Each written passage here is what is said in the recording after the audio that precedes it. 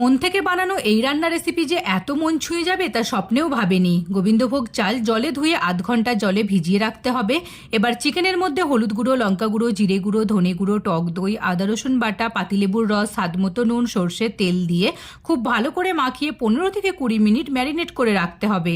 কড়াতে তেল গরম করে গোটা গরম মশলা, শুকনো লঙ্কা, কারি পাতা ফোড়ন দিয়ে কুচানো পেঁয়াজ ভেজে ম্যারিনেট করা চিকেন দিয়ে খুব ভালোভাবে কষিয়ে ঢাকা দিয়ে চিকেন সেদ্ধ করে নিতে হবে।